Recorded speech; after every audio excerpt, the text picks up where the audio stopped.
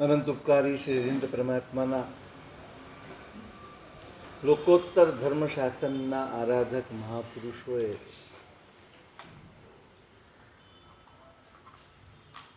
આપણી પાત્રતાના વિકાસની ચિંતા કરી. સાધન સામગ્રી પુણ્ય પૂરી પાડે છે,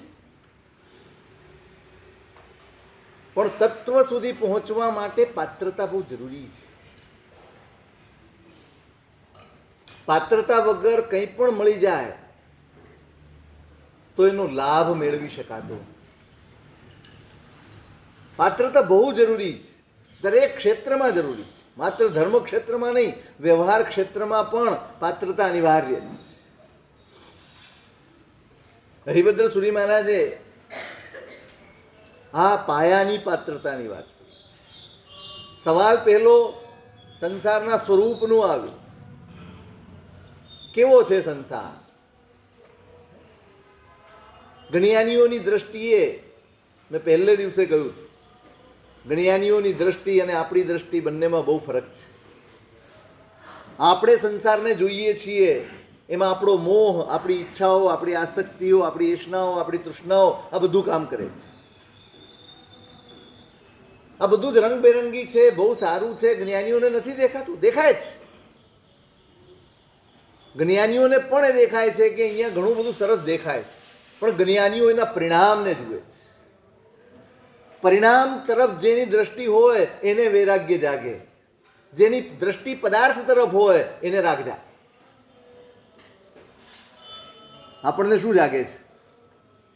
આપણે રાગ જાગે છે, આપણને દ્વેષ જાગે છે. કેમ? આપણે પદાર્થ જોઈએ છીએ, પરિસ્થિતિ જોઈએ છે.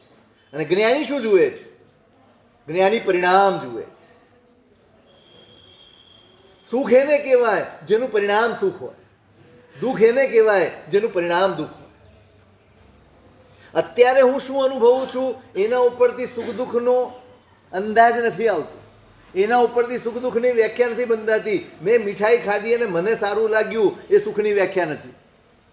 મેં મીઠાઈ ખાધી એ પચી અને મને ગુણ કર્યો એ સુખની વ્યાખ્યા છે. મેં મીઠાઈ ખાધી અને ડાયાબિટીસ વધી ગયો, 450 થઈ ગયો, તે સુખ કે દુઃખ? તો પછી મીઠાઈ ખાવી સુખ કે દુઃખ? હે ભાવેશભાઈ, એ થયું ને. મૂળ મુદ્દો એ છે કે તમે આપણે કોને સુખ માન્યું? આપણે જે સ્વાદ આવ્યો ને એને સુખ માન્યું, એમાં અટવાયા છે.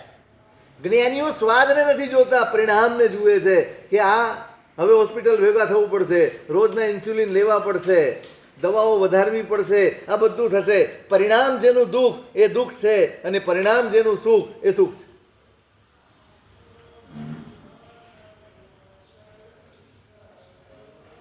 આનું નામ જ સમ્યક દર્શન છે.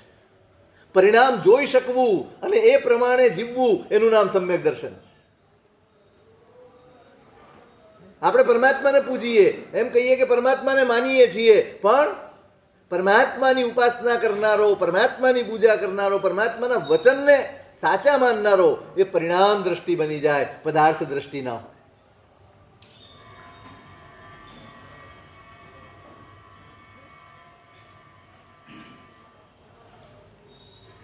એટલે હરિભદ્ર સુરી મહારાજ આપણી એ ભૂમિકાને ઉચકવા માંગે. સંસાર આવો છે. જ્ઞાનીઓની દ્રષ્ટિએ દુઃખ કરવું એ દુઃખ ભલે દુઃખાણું બંધે, આના સિવાય સંસારની કોઈ વ્યાખ્યા જ નથી. સંસાર દુઃખમય જ છે, કારણ કે એના વિપાક દુઃખમય છે. ભોગ સંસારનો, સંસારના સુખનો, સંસારના પદાર્થોનો ક્ષણિક હોય છે, પણ એ ભોગના વિપાક કેવા હોય? બ્રહ્મદત્તે 700 વર્ષ ચક્રવર્તીપણાનું આયુષ્ય ભોગવ્યું. કેટલા વર્ષ? આ તો જન્મ્યો ત્યારથી ગણીએ છીએ. ચક્રવર્તી તો બને ત્યારે, કંઈ જન્મતા ચક્રવર્તી હોતો નથી. એ તો 6 ખંડ જીતે ત્યારે થાય. પણ આપણે ગણી લો 700 વર્ષનું આયુષ્ય, અને એની સામે 33 સાગરોપમની 7મી નરક. હિસાબ બેસે છે કાંઈ? હિસાબ લગાડો. અહીંના 700 વર્ષ અને 7મી નરકના 33 સાગરોપમ. એક એક પળ માટે કેટલો કેટલો સમય ભોગવટો હોય. એક સમયની આસક્તિ પૂર્વક ભોગવેલું સુખ એની સામે હજારો વર્ષોનું નરકનું દુઃખ છે. હિસાબ કિતાબ કરજો. ભોગવતા પહેલા મેં હમણાં કહ્યું હતું એકાદ દિવસ પહેલા, કર્મ કરતા પહેલા, આસક્તિ કરતા પહેલા, કશાયો કરતા પહેલા, આ સંસારના પદાર્થો, આ પરિસ્થિતિઓ, એના માટે કશાયો કરતા પહેલા એકવાર ઊભા રહીને વિચારજો કે અત્યારે કશાય કરી લઈશ, માયા પ્રપંચ કરી લઈશ, આ બધું કરીને મારી જે ઈચ્છા છે કદાચ હું પૂરી કરી લઈશ, એ વસ્તુ મારી પાસે આવી જશે, કદાચ કોઈક મને અનુકૂળ બની જશે, બધું જ સાચું, પણ એનો વિભાગ, એક ભોગવવાની તાકાત મારી પાસે છે ખરી? એટલે જ્ઞાનીઓની દ્રષ્ટિએ સંસાર હંમેશા દુઃખરૂપ રહ્યો છે. એટલે સવાલ આવ્યો કે ભાઈ તો આનો ઉચ્છેદ કેમ કરવો? તો કે શુદ્ધ ધર્મ સુધી જાઓ. શુદ્ધ ધર્મ શેનાથી મળશે? પાપ કર્મ ખપાશે તો જ, પાપ કર્મ ઓછા થશે તો. અને એ કેવી રીતે મળશે? તો કે તથા ભવ્યત્વનો પરિપાક થશે તો, તેવા પ્રકારની પરિસ્થિતિ રચાશે તો એની રચના માટે શું કરવું? જો આ શુદ્ધ ધર્મ સુધી પહોંચી અને પછી સંસારનો ઉચ્છેદ કરવો છે, એની ભૂમિકા, એનો પાયો તત્સપૂર્ણ વિભાગ સાહનાની, તમારી તથા ભવ્યત્વને પરિપાક કરવાની તૈયારી હોય તો એના ઉપાય છે. તમારે એ પરિસ્થિતિ પેદા કરવાની તૈયારી હોય કે હવે મારા કર્મો ખપે તો આ કરવા. એક કર્મો એ ખપ્યા જે અનાદિકાળથી પરિભ્રમણમાં આપણે અજ્ઞાનપણે જે દુઃખો સહન કર્યા, કષ્ટો સહન કર્યા, અને જે પુણ્ય ભેગું થયું એનાથી સામગ્રી સુધી આવી. ક્યાં સુધી આવ્યા? સામગ્રી સુધી આવી ગયા. હવે તત્વ સુધી પહોંચવું હોય તો હવે નિર્જરા મારે કરવાના છે, હવે કર્મ મારે ખપાવાના છે. પેલા તો ખપી ગયા અજ્ઞાનતાને વશે. શું કહીએ આપણે એને? અકામ નિર્જરા. એક શબ્દ વપરાય છે, અકામ નિર્જરા. અકામ નિર્જરા એટલે કામ એટલે ઈચ્છા, ઈચ્છા વગર પણ નિર્જરા થઈ જાય એનું નામ અકામ નિર્જરા.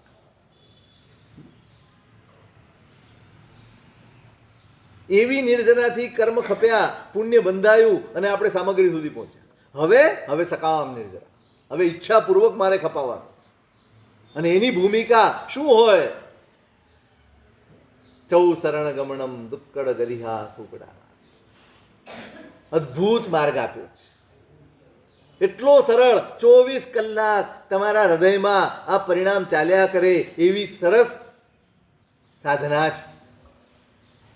કોઈ સમયની જરૂરત નથી, ક્યાંય બેસીને આંખ બંધ કરવાની જરૂર નથી. એ તો હોય થોડીક વાર, પણ બાકી આખો દિવસ તમારા મનના પરિણામ આ ત્રણ સાથે જોડાયેલા હોય, તમારી ભવિતવ્યતા પરિપક્વ થતી જાય અને તમારા કર્મનો ક્ષય થતો જ.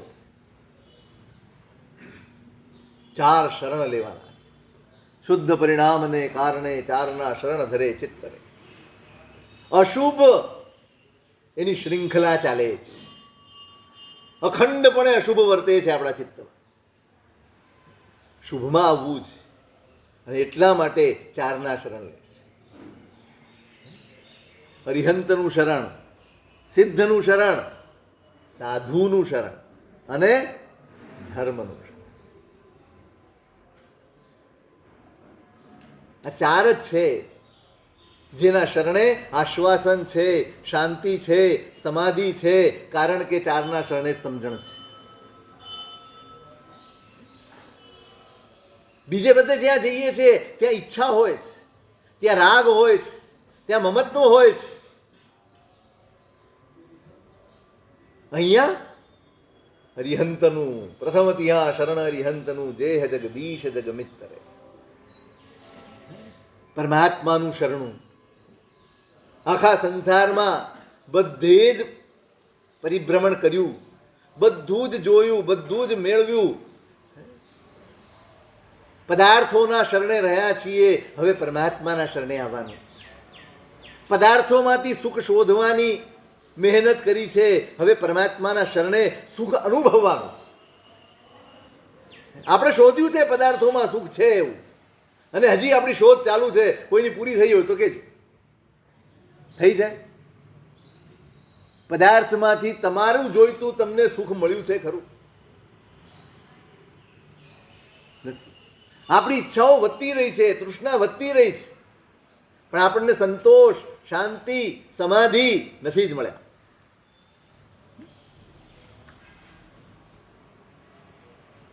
હવે પાછા વળવાનો વખત છે. હવે વિવેકપૂર્વક વિચારવાનો વખત છે. ધર્મનું પહેલું કાર્ય આ છે, તમારા ચિત્તમાં વિવેક જગાડે. એક તરફ તમે ધર્મ ક્રિયા કરતા હો, દાન ખૂબ કરતા હો, ફલાણું ઢીકણું બધું જ કરતા હો, અને બીજી તરફ પદાર્થોની આસક્તિ એવી ને એવી, પરિસ્થિતિઓની આસક્તિ એવી ને એવી, વ્યક્તિઓની આસક્તિ એવી ને એવી અકબંધ જળવાતી હોય, તો આપણે ક્યાંક ભૂલ કરી રહ્યા છીએ એ નક્કી છે. ધર્મ પણ થતો રહે અને આ બધું કશું ઘટે જ નહીં. પાણી ઢોળાતું જાય અને શરીર સાફ જ ન થાય. એક ડોલ ભરીને પાણી હોય એનો બે રીતે ઉપયોગ થઈ શકે. પાણી એટલું જ છે, એક તમે અંદર જાઓ, આખી ડોલ ઉપાડીને નાખો, બહાર નીકળી જાઓ, એક આ ઉપયોગ છે. બીજું, તમે પાણી થોડું થોડું લો અને શુદ્ધિ કરતા જાઓ, શુદ્ધિ કરતા જાઓ. પાણી એટલું ને એટલું જ હતું, પહેલી વારમાં શું થયું? વેડફાઈ ગયું. તમે નાખ્યું શરીર ઉપર અને છતાંય વેડફાઈ ગયું. બસ આપણા ધર્મની સ્થિતિ આ જ, આપણે ઢોળી દઈએ. શુદ્ધિ ઉપર આપણો ફોકસ જ નથી, શુદ્ધિ તરફ આપણું ધ્યાન જ નથી. બસ કરી લીધું, પતી ગયું. આ તરફ ભાઈ શુદ્ધિ થવી જ જોઈએ, અંદર નિરીક્ષણ થવું જ જોઈએ, આત્મનિરીક્ષણ થવું જોઈએ. આત્મનિરીક્ષણ વગર ધર્મને સાર્થક કરવો શક્ય નથી. ઊંડું આત્મનિરીક્ષણ આ સામાયિક આ જ છે. મેં કાલે પણ કહ્યું, પ્રતિક્રમણ પણ આ જ, પરમાત્માની પૂજા પણ આ છે. આપણે એનું સ્વરૂપ બદલી નાખ્યું, એને પણ બદલી નાખીએ આપણે એમાંય પદાર્થોમાં અટવાઈ. હું આ લઈ જાઉં, હું તે લઈ, ચોક્કસ શ્રેષ્ઠતમ દ્રવ્ય લઈ જાઓ, બધું જ કરો ત્યાં, પણ પરમાત્માની પૂજા એનો વાસ્તવિક મતલબ તમારું આત્મનિરીક્ષણ હોવું જોઈએ.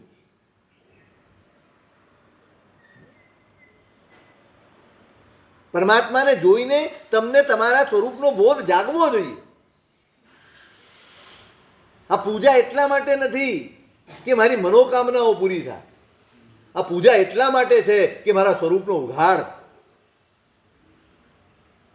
હું જે અટવાયેલો છું, હું બંધાયેલો છું, મારી સ્થિતિ બંધનની છે અને સામે બંધન મુક્ત સ્થિતિ છે.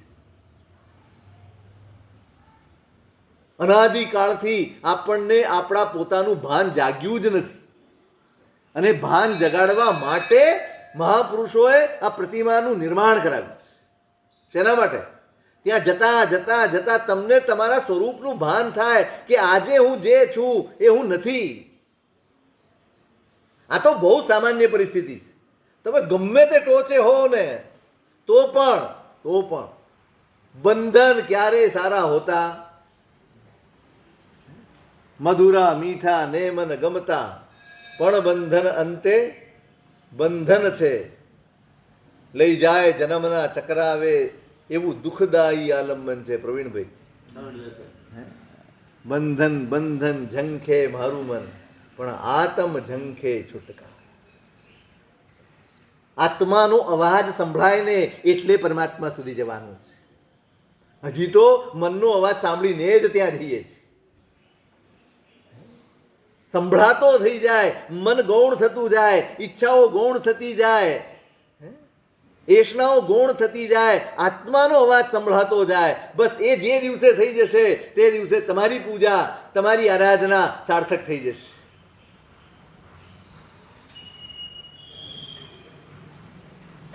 સોનાની બેડી પણ છેવટે તો બેડી છે. અહીંયા કોઈ પણ સ્થિતિમાં હોઈએ, પુણ્યની શ્રેષ્ઠતમ સ્થિતિ પણ એ બંધનની સ્થિતિ છે.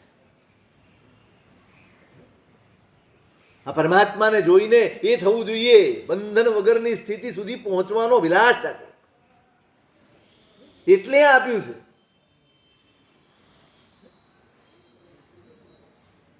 શરણ લેવાનું છે. અરિહંતનું પદાર્થના શરણે અનંત કાળથી છે. પરિસ્થિતિઓના શરણે અનંત કાળથી છીએ, કશું જ હાથમાં આવ્યું નથી. હવે આમનું શરણ.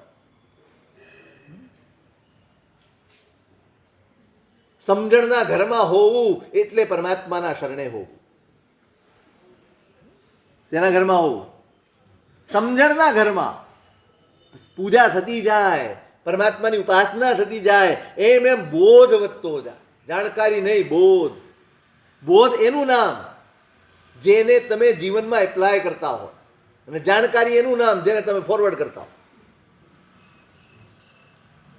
તમારા જીવનમાં ઉપયોગ કર્યા વગર જેને આગળ પાસ કરો એનું નામ જાણકારી છે, અને જેને તમારા જીવન સાથે તમે કનેક્ટ કરો એ બોધ છે. આપણી પાસે બોધ છે કે જાણકારી?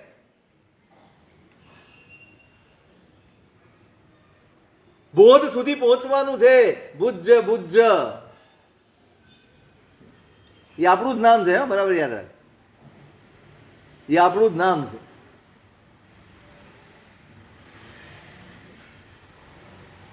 બસ અહીં બોધ માટે જવાનું છે, અહીં જાગૃતિ માટે જવાનું છે. અરિહંતનું લો, સિદ્ધનું લો, તમારું સ્વરૂપ. ઓહો, આવું અનંત જ્ઞાન, અનંત દર્શન, અનંત ચારિત્ર્ય, અનંત વીર્ય, અનંત ગુણોનો ભંડાર હું, અને આટલો દીનહીન અહીંયા ફાફા મારું. અંદર ઝંઝનાટ થઈ જાય. અરે હજી સુધી હું પરાધીનતામાં જીવું છું, એમાં સુખ માનું છું. બહાર નીકળવાનો તરફડાટ જાગ. એક પૂજા સાચી જે તમને સંસારથી કંટાળો અપાવે, જે તમને સંસારનો તડફડાટ પેદા કરી આપે. નહીં જોઈએ એ સુખો. આજુ આ અરિયંત કે સિદ્ધ એના શરણે આવો ભાવ આવ્યો કે હવે ના જોઈએ. પેદા થવું જોઈએ અંદરથી. પૂજા કરીને શું સંસાર વધારવો છે?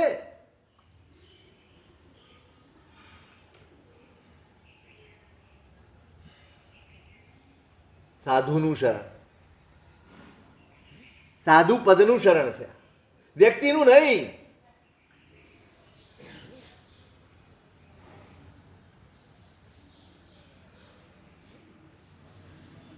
સાધુતાનું શરણ છે. એ જ મેળવવા જેવી છે. આ જ પુરુષાર્થ કરવા જેવો છે. મેં હમણાં તમને શરૂઆતમાં કહ્યું, જેનું પરિણામ સુખ, એ સુખ. સાધુ જીવન કષ્ટમય લાગે છે ને, અઘરું લાગે છે ને. કેમ અઘરું લાગે છે? મને એમ કહો, શું અઘરું છે? એમ હું બાહ્યચર્યાની વાત નહીં કરું. છે તમને એમ થાય ચાલવું, લોચ કરવો, ગોચરી જવું, જલસા છે. હું ખાચું. જો બહારની દ્રષ્ટિએ જોવા જાઓ તો જલસા છે. આ જો આ જરીક વાગ્યું છે ને, એમાં તો કેટલા સાતા પૂછવા આવે છે. આમ કરો સાહેબ, આમ કરો સાહેબ. તમને કોઈ પૂછવા આવે છે? એમ કે હખણી રીતે ચાલતો હોતો અમને નહીં કે.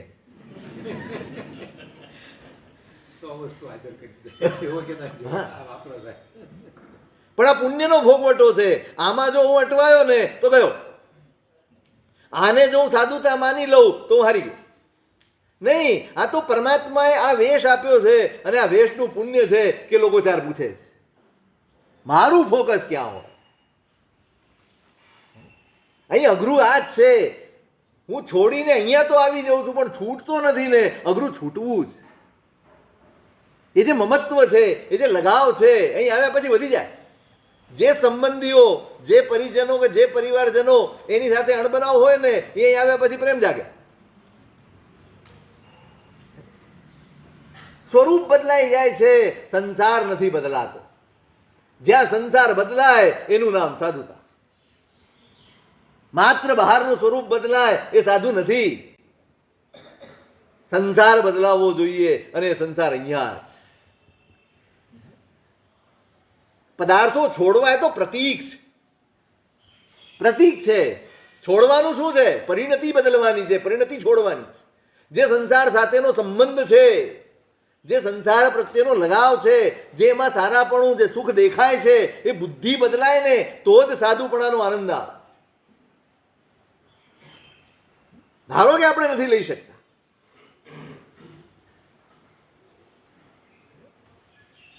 નથી લઈ શકતા, સંયોગ એવા જ, પરિણામ એવા જ, નથી લઈ શકતા. પણ અભ્યાસ થઈ શકે કે નહીં, મને એમ કહો. સાધુનું શરણ એટલે શું? સંસારમાં રહીને પણ સાધુપણાનો અભ્યાસ કરે ને એ સાધુનું શરણું. આપણે લઈ નથી શકતા એટલે કંઈ કરવાનું નથી, બસ છૂટી જવાનું. આપણે નથી લઈ શકતા એટલે પૂરું. એટલે જે કરતા હોય એ કરવાનું, જે રીતે કરતા હોય એ રીતે કરવાનું, બદલવાનું જ નહીં કાંઈ.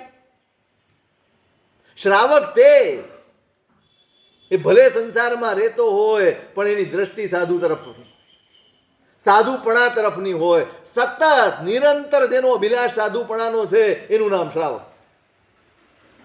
અભિલાષ હોય આખા દિવસની ચર્યાઓમાં, એ બે ઘડી સામાયિક કરે ને એ રીતે કરે. સમણો એવો સાવો કહ્યું જ છે.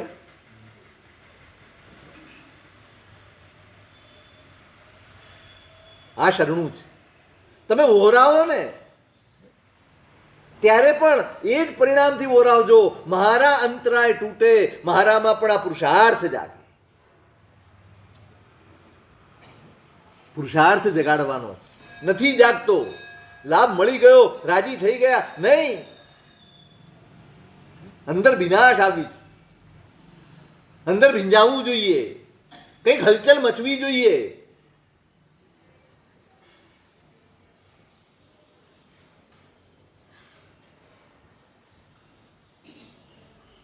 આ પરિણામથી કરજો.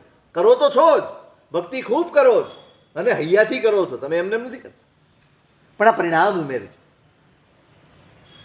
ઘોરાઓ ત્યારે આ શરણ બની જવું જોઈએ. અંદર સતત પરિણામ, સતત અભિલાષ રહેવો જોઈએ.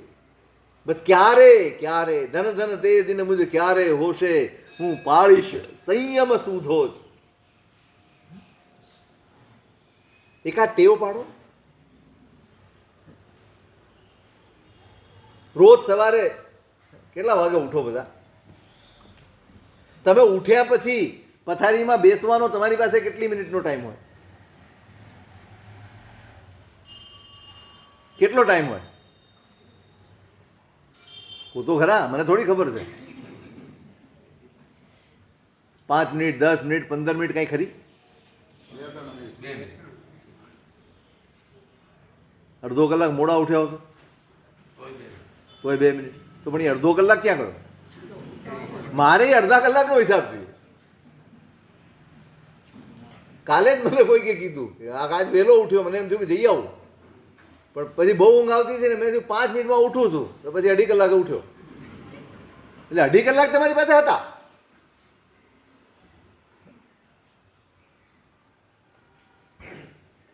તમારી ઉઠવાની અને સુવાની બે પદ્ધતિ બદલો.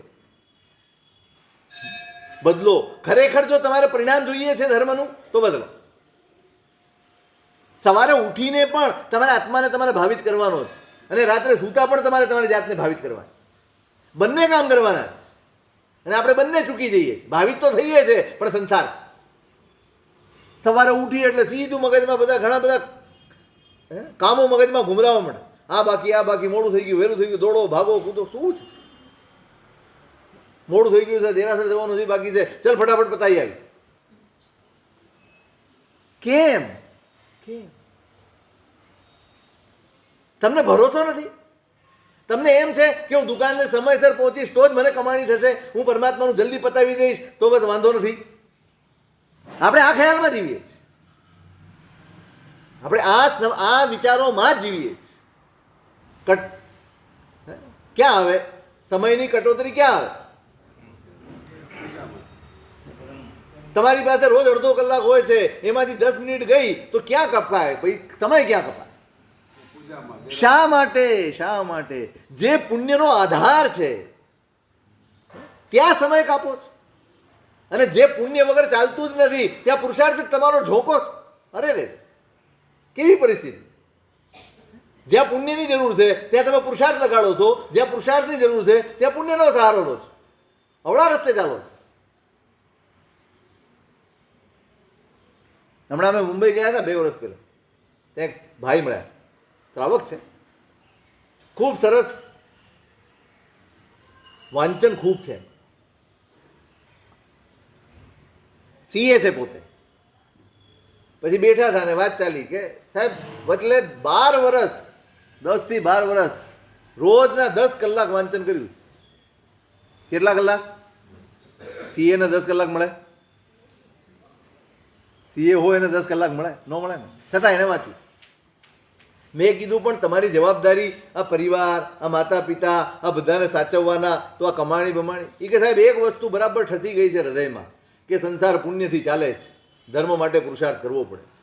સાહેબ શરૂઆતના સમયમાં હું 12 કલાક કે 18 કલાક કામ કરીને જે કમાતો હતો અત્યારે 1 કલાકમાં કમાઈ દઉં. આ જીવતો દાખલો, તમને ભરોસો નહીં જ પડે, ખાતરી છે. કેટલા કલાકમાં મારું ચાલે છે, અને બાકીનો સમય હું સ્વાધ્યાયમાં આપું છું, હું ચિંતનમાં આપું છું. એટલે આ જેટલો સમય તમારો ધર્મ ધ્યાનમાં જશે ને, આ તો એમને તમારી પાછળ આવશે. પુણ્યની પાછળ ભાગવું એનું નામ સંસાર છે. પુણ્ય તમારી પાછળ ચાલે ને એનું નામ ધર્મ છે. આપણે પાછળ ભાગીએ, અરે મોડું થઈ જશે તો, કોઈક આવી જશે તો, ફલાણું થઈ જશે તો, ઢીકણું થઈ જશે તો. છોડો, બદલો. સવારે ઉઠો, તમારી પાસે 15 મિનિટ હોવી જોઈએ, બસ ભાવિત થાઓ. જે મેળવવા માટે, જ્યાં પહોંચવા માટે આ સામગ્રી મળી છે ને, ત્યાં સુધી પહોંચવા માટેથી ભાવિત તો થાઓ, એનો વિચાર તો કરો. ક્યારે મારા જીવનમાં ક્યારે આમ ઘરમાં ગુરુ મહારાજનો ધર્મલાભ સંભળાય અને મનમાં વિચાર આવવો જોઈએ, હું ક્યારે?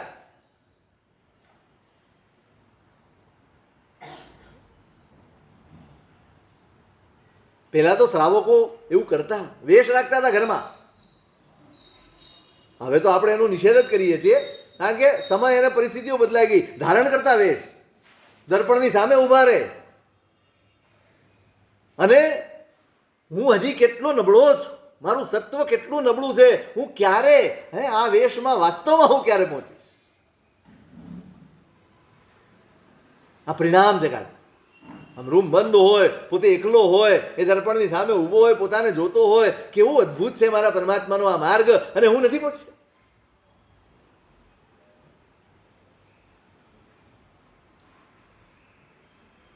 સાધુનું શરણત્રી જૂ ધરે, જે હસા દે શિવ પંથ રે, મૂલ ઉત્તર ગુણે જે ભર્યા, ભવતર્યા ભાવ નિર્ગ્રંથ રે, ચેતન જ્ઞાન અજવાળી. એમના ગુણોનું સ્મરણ, એ માર્ગના ગુણોનું સ્મરણ, આ જ છે માર્ગ. આજે ગુરુ પૂર્ણિમા છે ને, શું કરશો? આશીર્વાદ. શેના આશીર્વાદ? શેના આશીર્વાદ? આશીર્વાદ ચોક્કસ લો, પણ એનું ફોકસ બદલો. શેના આશીર્વાદ જોઈએ?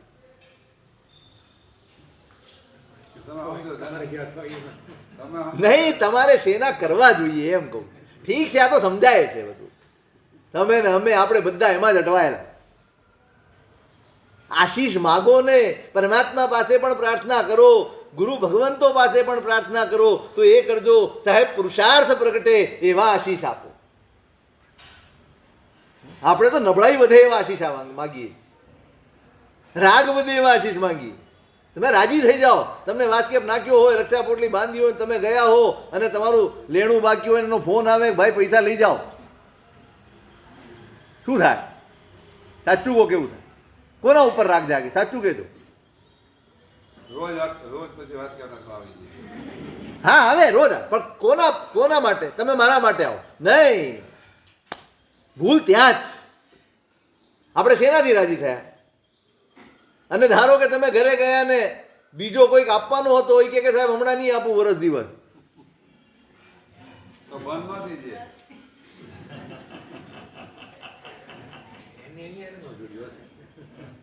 તો શું થાય? રાજી થાવ.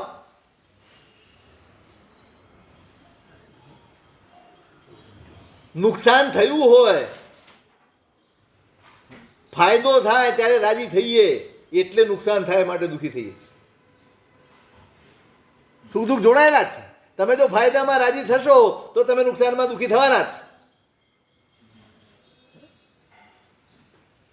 આશીષ પુરુષાર્થના માંગજો. આ પુરુષાર્થ સાહેબ, હું પરિસ્થિતિ માટે નથી આવ્યો, બધું સુલઝી જાય ને બધું આમ થઈ જાય ને બધું સરખું થઈ જાય એના માટે નથી આવ્યો. પણ જે પરિસ્થિતિ છે ને એ પરિસ્થિતિમાં હું સમાધિમાં રહી શકું ને એવો પુરુષાર્થ ફોરવી શકું એવા આશીષ આપજો.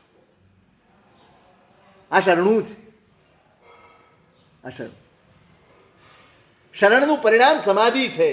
શરણનું પરિણામ સ્વસ્થતા છે. શરણનું પરિણામ પ્રસન્નતા છે.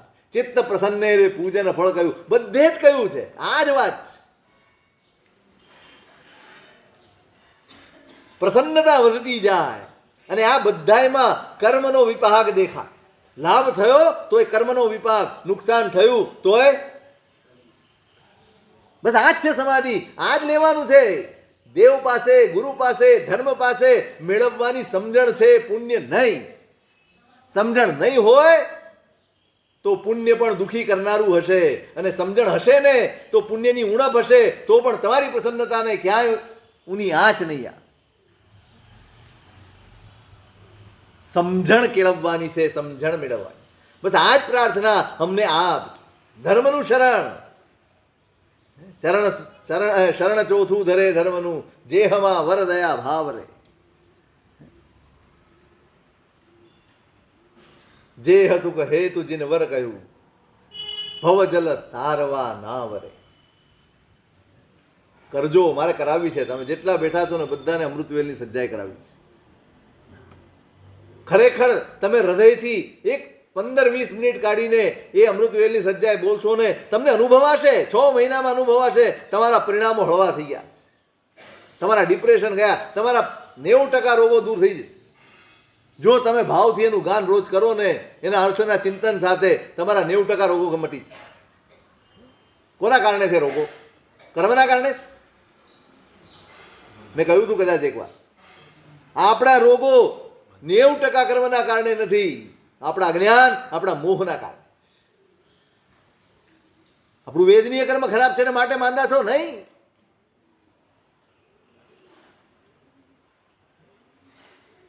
ધર્મનું શરણ ક્યાં? જેહમાં વર દયા ભાવ રે. જ્યાં દયાનો ભાવ છે, જ્યાં કરુણાનો ભાવ છે. અને પરમાત્માએ બતાડ્યું છે શેના માટે? ભવજલ તારવા ના વરે. આ શરણે, ધર્મના શરણે આવ્યો એને સંસારનો ભય ગયો. સંસારનો ભય એટલે કશાયોનો ભય, વિષયોનો ભય, ઈર્ષ્યાનો ભય, દરેક દોષનો ભય, એનું નામ સંસારનો ભય. ભય લાગવો જોઈએ. પેલા ભય છે? સંસારનો ભય ખરો? પ્રતિકૂળનો ભય છે કે સંસારનો ભય છે? દુઃખનો ભય છે કે સંસારનો ભય છે? આપણે દુઃખથી ડરીએ છીએ. દુઃખથી ડરીને કરેલો ધર્મ એ પુણ્ય છે. દુઃખનો ભય પુણ્ય તરફ લઈ જાય, સંસારનો ભય ધર્મ તરફ લઈ જાય.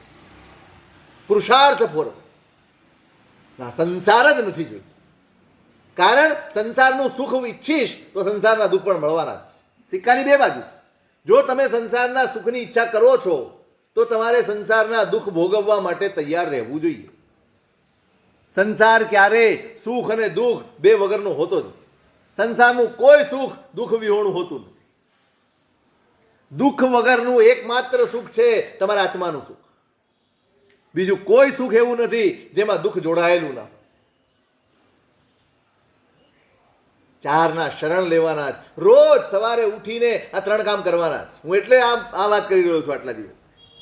રોજ ઉઠીને આ કરવાનું છે. મોડું થઈ ગયું, વહેલું થઈ ગયું, મૂકો બધું. તમે 6 મહિના અનુભવ કરો, પછી મને કહેજો. અહીં જ છું હમણાં. 4 મહિના તો ફિક્સ કરો, શરૂઆત કરો. 4 શરણ લેવાના છે. રોજ અરિહંતને યાદ કરો, સિદ્ધને યાદ કરો, સાધુને યાદ કરો, ધર્મને યાદ કરો. મારો ધર્મ, હું કોણ?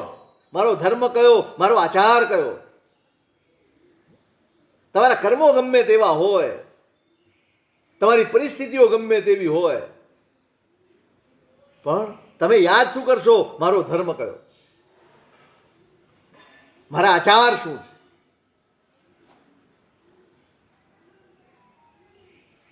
ચારના શરણે પડી વજે, વળી ભજે ભાવના શુદ્ધિ રે. દુરિત સવી આપણા નિંદીએ, જેમ હોય સંવર વૃદ્ધિ રે. ચારના શરણ લેવાના અને પછી દુષ્કૃત ગરહા કરવાની. આ બીજો ઉપાય છે. શું કરવાનું છે? દુષ્કૃતની ગરહા. જે કોઈ પણ દુષ્કૃત થયા હોય યાદ ખરા? આપણા જીવનમાં થયેલા દુષ્કૃતો યાદ છે? મેજર હોય યાદ, બાકી તો ચાલતા જ હોય, અખંડ ચાલતા. આપણું ધ્યાન જ નથી. મેં વારંવાર કહ્યું છે, ફરી કહું છું, સાવધાની નહીં હોય તો ધર્મ નહીં હોય. સાવધાની એ ધર્મનો પાયો જ. સાવધાની ઉપર જ ધર્મની ઇમારત ઊભી થાય. કહો સાવધાની એ જ ધર્મ છે. સતત સાવધ હોય. ધીમે ધીમે ધીમે સાવધાની વધારવાની છે. જેમ જેમ તમે તમારા દુષ્કૃતને યાદ કરશો ને, બેસવું પડશે, સમય આપવો પડશે, અંદર ખણખોદ કરવી પડશે, ખોતરવું પડશે, કાઢવું પડશે. ભા દુષ્કૃત એ દુષ્કૃત છે, નિમિત્ત શોધતા નહીં. હું ગાળ બોલ્યો તો એ દુષ્કૃત છે, નિમિત્ત ગમે તે. કોઈ કે મારું બુરું કર્યું, કોઈક મારા પૈસા હડપી ગયો,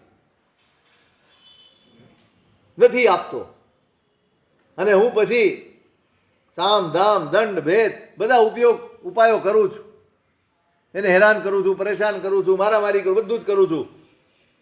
વેલિડ કે અનવેલિડ? તમારો વ્યવહાર હા પાડશે, સાહેબ આવું ન કરી તો બધા લૂંટી જાય આપણને. મોટા સાહેબ એક વાક્ય હંમેશા કહેતા, અહીંથી દુનિયામાં કોઈ પણ લઈ જશે, અહીંથી કોઈ નહીં લઈ જાય. ક્યાંથી? હાથમાંથી કોઈ પણ લઈ જઈ શકે, ભાગ્યમાંથી કોઈ ન લઈ જઈ શકે. આપણો ભરોસો હાથ ઉપર છે, ભાગ્ય ઉપર નથી.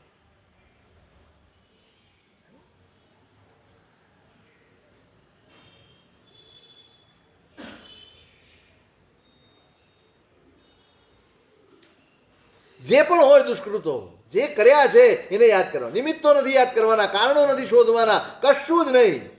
બસ મેં કર્યું છે એ ખોટું છે. અને માત્ર આ ભવના નહીં, એ ભવો પરભવ આચર્યા. પાપ અધિકરણ મિથ્યાત્વ રે, જેહ જીના અશાતના અધિક ઘણા. જે પણ કર્યા હોય આ ભવમાં કે પરભવમાં, જ્યારે અજ્ઞાન હતું, મિથ્યાત્વ હતું, ધર્મ નહોતો મળ્યો, ધર્મ શ્રવણ નહોતું મળ્યું, ધર્મ માર્ગ નહોતો મળ્યો. આજે ધર્મ છે, ગુરુઓનું સાનિધ્ય છે, ધર્મ શ્રવણ પણ છે, અને છતાંય અઢળક પાપો આપણા જીવનમાં છે. તો જ્યારે આ બધું નહોતું ત્યારે આપણે શું કરવામાં બાકી રાખ્યું હશે? લાગે છે બધું જ છે તોય પાપ થાય છે નહીં, કરીએ જ. બે કોલમ બનાવીએ, થાય એવા પાપો અને કરીએ છીએ એવા પાપો, કઈ કોલમ વધે? અનિવાર્યપણે જે કરવા પડે, જે થઈ જતા હોય એ પાપો, અને જેને ટાળી જ શકાય એવા છે એવા પાપો. નોંધ કરશો? તમારા માટે કરવાની, કોઈને દેખાડવાની નથી. બેસજો ક્યારેક નોંધ કરજો. ટાળી શકાય એવા પાપો જીવનમાં કેટલા?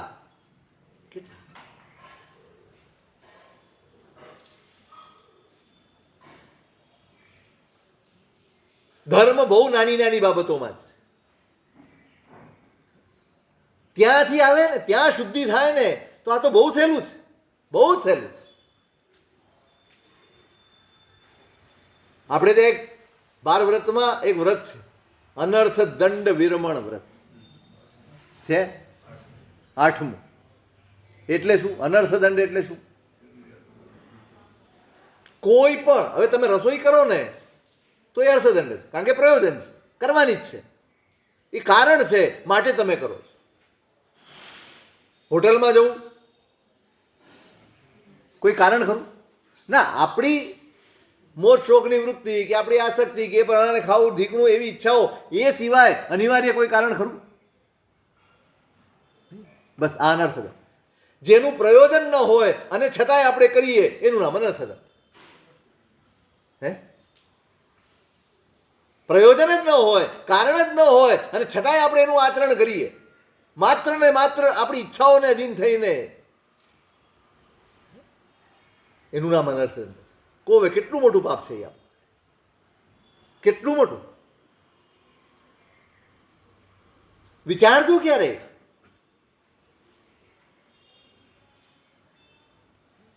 તો આજે ધર્મ મળ્યો છે, દેવગુરુ ધર્મ બધું જ મળ્યું છે, અને છતાંય આપણે દેખીતા પાપ પણ જો ન છોડી શકતા હોઈએ તો પરભવમાં જ્યારે આ બધું નહીં જ મળ્યું હોય ત્યારે કેવા કેવા પાપો કર્યા છે.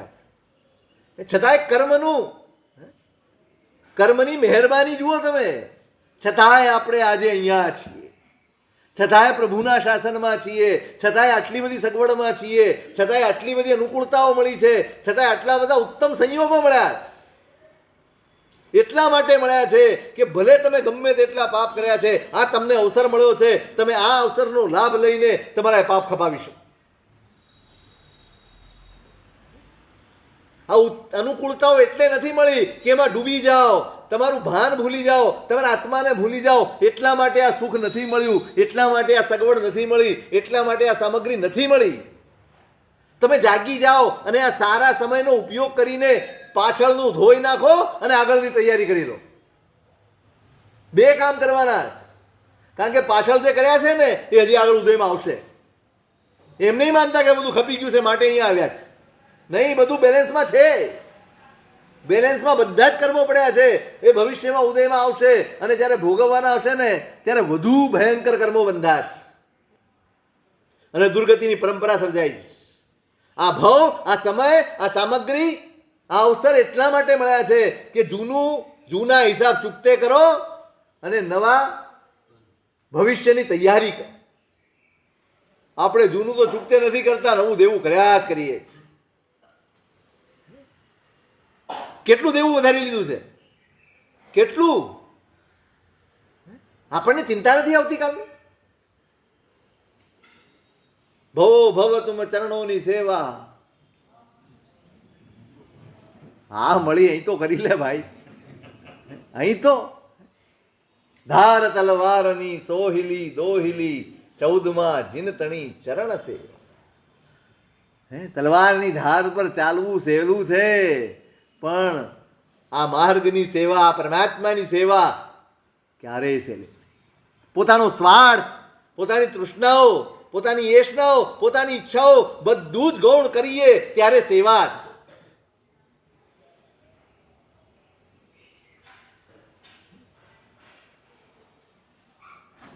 એમને ભવ ક્યાંથી મળશે? એક ચાન્સ આપીને કર્મ સત્તા જુએ છે કે તમે એ અવસરનો ઉપયોગ કેવી રીતે કર્યો. પછી બીજી વાર ટ્રાયલ બેઝ હોય ને. તમે શું કહો? તમારી ઓફિસમાં કોઈકને રાખવાનો હોય, તમારા ઘરે પણ ખાલી ઝાડુ કચરા પોતા કરવાના હોય ને, તું 2-4 દિવસ જોઈએ પછી કર. કચરા પોતા જ કરવાના છે ભાઈ, તોય ટ્રાયલ બેઝ હોય. તોય ટ્રાયલ બેઝ હોય કે 2-4 દિવસ, અઠવાડિયું જોઈ લઈએ કેવું છે, હાથ સાફ છે કે નહીં, કામ કરવાની દાનત છે કે નહીં, વ્યવસ્થિત કરે છે કે નહીં. કેટલી બધી તમે જુઓ, જરાક કમથી ગડબડ લાગે ને એટલે તમે શું કહો? રાખો. કર્મ સત્તાએ કેટલો ભરોસો મૂકીને આપણને અવસર આપ્યો હશે, કેટલો ભરોસો મૂકીને આ દેવગુરુને ધર્મ આપણને મળ્યા હશે, કેવો ભરોસો મૂક્યો. હવે આ ટ્રાયલ બેઝ જ સમજજો. આ ફરીવાર પ્રાર્થનાઓથી નથી મળવાનું, પુરુષાર્થથી મળવાનું. પ્રાર્થનાઓથી ફરીવાર મળે એવી આ ચીજ નથી. હવે તો તમારો પુરુષાર્થ જોઈશે, તમારું સમર્પણ જોઈશે, તમારી નિષ્ઠા જોઈશે. એ સાબિત કરવી પડશે તો જ કર્મ સત્તા ફરીવાર આપશે. બાકી તો જેવા હતા એવા ભટક્યા કરો, ફર્યા કરીએ 84-54માં.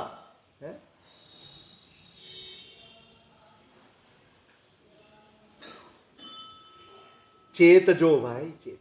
ખૂબ પાપ કરીએ છીએ, ખૂબ કરીએ છીએ. મેં હમણાં 2 દિવસ પહેલા કહ્યું, ફરી કહું, સારા કામ ઓછા થશે ને તો ચાલશે, પણ ખોટામાંથી બહાર નહીં નીકળીએ તો ક્યારેય નહીં ચાલે. સારા તો તમારી પાસે પૈસો હશે, શારીરિક ક્ષમતાઓ હશે, પરિણામ હશે તો તમે કરી શકશો. એ પ્રકારનું પુણ્ય નહીં હોય તો તમે દાન કરવાનું કામ, તપ કરવાનું કામ આ બધું નહીં કરી શકો. તો દાન ન કરી શકે, તપ ન કરી શકે, એ ધર્મ કરી જ ન શકે. આજની વ્યાખ્યા પ્રમાણે તો એવું જ થાય, પણ વાસ્તવમાં જેની પાસે પૈસાની શક્તિ નથી, શારીરિક ક્ષમતા નથી, એ ધર્મ ન જ કરી શકે કે કરી શકે? કયા સ્વરૂપે કરી શકે? મને એમ કહો, કયા સ્વરૂપ? પુણ્ય ધરાવો કે ધ્યાન કર્યું, દેરાસર બંધાવ્યું, સંઘ કાઢ્યો, 99 ઉપધાન કાંઈ, અને છતાંય પરમાત્મા એનું નામ લે?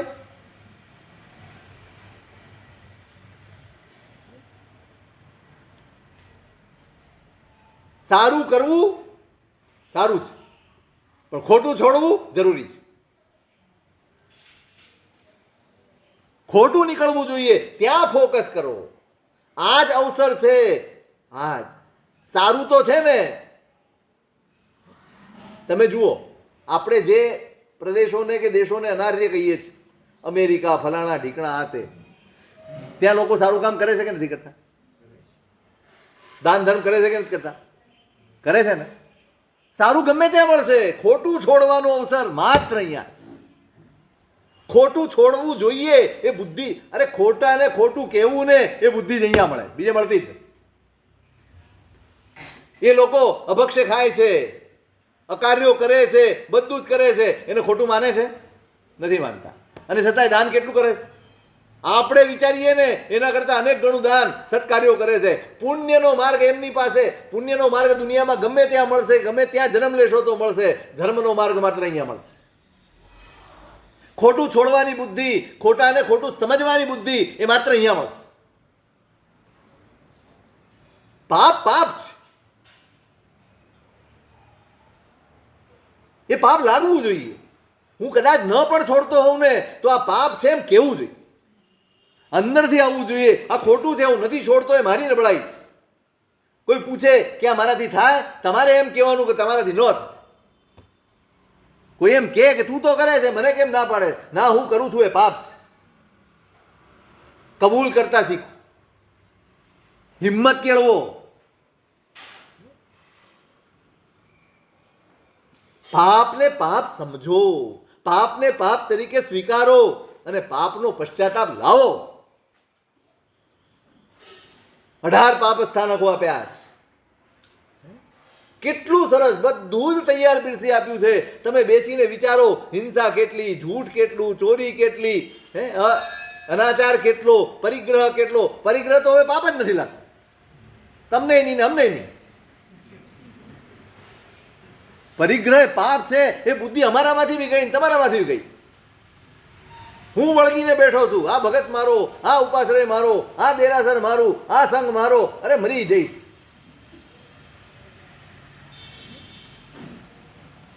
અને મને નથી લાગતું માટે હું તમને પણ રોકતો નથી. તમે ગમે ત્યાંથી લાવો, દાન કરો છો તો તમે શાલીપત્ર છો. અરે રે હદ છે. પૈસા ખર્ચાવવા સહેલા છે, પણ પૈસા કમાવાના રસ્તામાં અનર્થો હોય તો રોકવું એ બહુ અઘરું છે. હું તમારી પાસે 10 લાખ ખર્ચાવી શકું, 51 લાખ ખર્ચાવી શકું, કરોડ રૂપિયાનું દાન તમારી પાસે લઈ શકું, પણ હું તમને એટલું કહેવાની હિંમત નથી રાખતો કે તમે જે રસ્તે પૈસા લાવો છો એ ખોટું.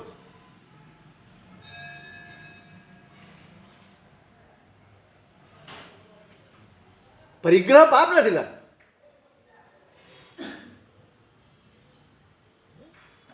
રોજ રોજ સ્મરણમાં આવે, રોજ પ્રતિકરણમાં બોલો. પહેલે પ્રાણાતિપાત, બીજે મૃષાવાત, બસ ધડ ધડ ધડ ધડ. શું પ્રાણાતિપાત ને મૃષાવાત? બધું જ એક એવી આમ સમૂળથીમ ક્રિયા જે જ્ઞાનીઓ કહે છે ને, આપણે બધા સમૂળથીમ ક્રિયાઓ કરીએ. વિનાશ નથી આવતો. વિનાશ લાવો. ક્યારે આવશે? મેં હમણાં કીધું તમને, તમે તમારા ચિત્તને ભાવિત કરશો ને. એવું નથી કે પ્રતિકરણમાં તમે ઉભા રહી જશો. તમારો આત્મા, તમારી ચેતના એ જ્ઞાનથી ભાવિત થઈ હશે તો તમને કોઈક દિવસ આમ 7 લાખ બોલતા બોલતા તમે ઊભા રહી જશો. અરે રે રે, હા એ મુદ્દાને શું થયું? એને 14 વર્ષે કેવળ જ્ઞાન થયું છે, ત્યાં નથી થયું. ત્યારે પણ ઈરિયાવી કરી છે. જ્યારે નાવડી બનાવીને તરાવીને આવ્યા ત્યારે પણ ઈરિયાવી કરી છે. પણ પછી ભણ્યા, 11 અંગ ભણ્યા છે. પરિણામ કરુણાના બન્યા. પરિણતિમાં જ્ઞાન ઉતર્યું છે અને ઈરિયાવી કરી રહ્યા છે. અને પણગ અધગ મટ્ટી શબ્દ આવ્યો ને ઊભા રહી ગયા. ઓ, નાનપણની વિરાધના યાદ આવી ગઈ. નાનપણમાં સેવેલો અપરાધ યાદ આવી ગયો. મારી એક બાળ રમત, નહીંતર બચાવ કરી શક્યા હોત. હું તો નાનો હતો, કરી શક્યા હોત કે બહુ નાનો હતો. ભૂલ થઈ જાય નાનાથી, એમાં શું થઈ ગયું? નહીં, પણ મેં ભલે મારું નાનપણ હતું, મેં અજાણતા જ કર્યું છે, પણ કેટલા જીવોની કેવી વિરાધના હતી. એ એમની વેદનાનું વેદન એમણે કર્યું. એ પીડા, એ વેદના અનુભવાય. અરે રે રે, મારા એક શોખ ખાતર, મારી એક ઈચ્છા ખાતર, એક મારી જરાક નાનકડી મજા ખાતર મેં આટલા જીવોને પીડા આપી. ક્યારેક બેસીને વિચારશો ને રાત્રે તો આંખમાંથી આંસુ આવશે કે આપણા એક થોડાક સુખ માટે થઈને, થોડીક ઈચ્છાઓ માટે થઈને કેટલી વિરાધના આપણે કરીએ છીએ. કેટલી કેવી કેવી હિંસાઓ આપણે કરીએ છીએ, કેવું કેવું જૂઠ બોલીએ છીએ, કેવા કેવા કશાયોને રાગ દ્વેષ કરીએ છીએ. કલ્પના નહીં આવે. એક આપણા અહંકારને સાચવવા માટે, આપણા મનને સાચવવા માટે આપણે પાપો કરીએ છીએ. ઊભા રહી ગયા ને કેવળ જ્ઞાન થઈ. ક્યારે ઊભા રહીશું? 50-60 વર્ષના પ્રતિક્રમણ પછી. આજે આપણે ક્યાંય ઊભા નથી. પછી એ નહીં, પ્રતિક્રમણ કરીને ઊભા થયા પછી એ પ્રતિક્રમણના પરિણામ કેટલો વખત રહે? એટલે પ્રથા કરી હતી, દેરાસરમાં પૂજા કરીને નીકળો ને 2 મિનિટ ઓટલે બેસજો. સાચવે ઘણા, બેસે ને ઊભો થઈને રવાનો. વિધિ સચવાવો જોઈએ. બસ, વિધિ સચવાવો. અરે ધર્મ સચવાવો જોઈએ. વિધિને શું સાચવીને કરશે? ઈરિયાવી કરતા કરતા, પ્રતિક્રમણ કરતા કરતા પાપ પ્રત્યેની સભાનતા જ ન આવે, કરુણા જ પેદા ન થાય તો કામનું શું છે આ બધું? ક્યારેક આવી જશે ના, એ આશ્વાસનમાં જીવવા જેવું નથી. હું જોડાઈશ તો જ થશે.